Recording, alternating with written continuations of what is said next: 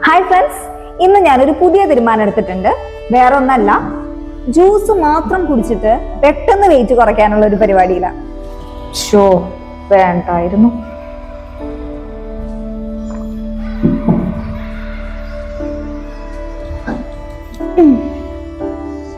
Show തീരെ വയ്യ. ഇനി ബാക്കിയുള്ളത് നാളെ ചെയ്യാം. ഞാനിപ്പോ ജ്യൂസ്